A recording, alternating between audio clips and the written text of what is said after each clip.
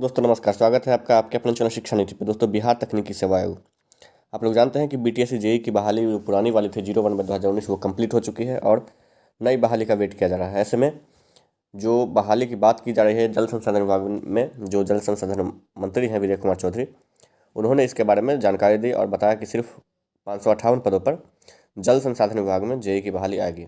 साथ ही आपको बता दूं कि इस बहाली के अलावा कुछ ऐसी बातें हैं जो आपको जाननी चाहिए और उस पर हम लोग चर्चा करेंगे। उससे पहले देख लेते हैं कि न्यूज़पेपर के माध्यम से क्या बताया गया है जल संसाधन मंत्री का जवाब।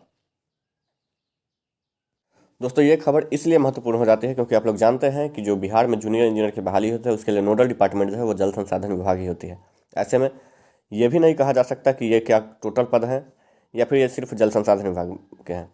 एक बार देख लीजिए क्या है। विधानसभा में जल संसाधन मंत्री ने बताया कि इस साल 2261 पदों पर नियुक्ति होगी। इसमें 558 कनीय अभियंता, 351 सहायक अभियंता के पद शामिल है। इनमें कभी अभियंता के 558 पदों पर नियुक्ति की अधियाचना बिहार तकनीकी सेवा को भेज दी गई है। हालांकि इसकी बात करें तो यह जल संसाधन विभाग की है, जबकि सहायक अभियंता के पद पर बहाली की अधियाचना भेजे जाने की प्रक्रिया चल रही है। मंत्री के ने कहा कि साथ ही क्षेत्रीय कार्यालयों में 141 निम्न वर्गीय लिपिक और 1149 कार्यालय प्रचारी के पदों पर सीधी नियुक्ति की अधियाचना सामान्य प्रशासन विभाग को भेजी गई है। तो इसकी बात करें तो ये पता चला है जल संसाधन विभाग के, लेकिन साथ ही साथ आपको बता दूं कि वो जो विजय कुमार चौधरी हैं वो जल संसाधन के अलावा संसदीय कार्य मंत्री हैं, जिनका कि सरकार की तरफ से विधानसभा में जवाब देने का भी उन्हीं का काम है। ऐसे में बात ये आ जाता है कि कितने पदों पे आ गए।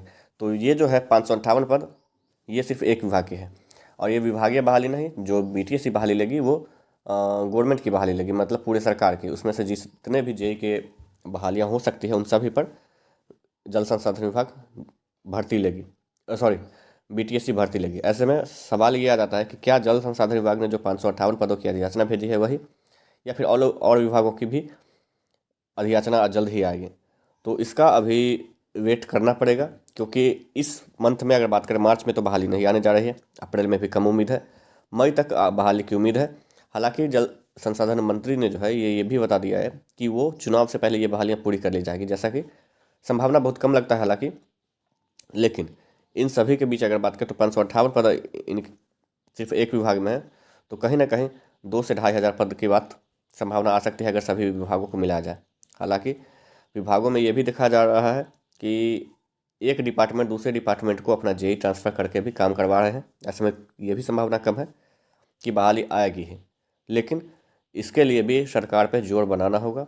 जब तक सरकार पे दबाव नहीं बनाया जाएगा ये बहालियाँ भी नहीं आएंगी। और इसी तरह जैसे कि मैंने पहले भी बता चुका हूँ, कई लोग तो बोला तो 2-4 दिन में टेक्निकल असिस्टेंट की बहाली आ जाएगी। शायद उन लोगों को फ्लोर पे दिख गया होगा कि टेक्निकल असिस्टेंट की बहाली में कितना अभी पेज बचा हुआ है, क्योंकि अभी तक कोई चर्चा ही नहीं है। उन लोगों को लगा कि हाँ, जब रोस्टर क्लियर हो गया है तो 2 दिन में बहाली आ जाती है। तो अभी जवाब धीरे धीरे मिल रहा है कि रोस्टर क्लियर होने के बाद भी बिहार सरकार में क्या क्या परेशानियाँ आती है। लेकिन चलिए इन बातों पर गौर नहीं करते हैं। फिलहाल जो ये 558 पद हैं, इसके अलावा और डिपार्टमेंट्स के भी पद जुड़ेंगे अगर बीटीएससी के द्वारा बहाली आए। नहीं तो इतना जान लीजिए कि बाकी सभी विभाग जो हैं वो नए जेई के बहाली के मामले पे सोए हुए हैं, उनको कोई मतलब नहीं है। देखने वाली बात होगी कि कब तक इसको लेकर आगे काम किया जाता है, आगे बाकी कार्य को आगे बढ़ाया जाता है।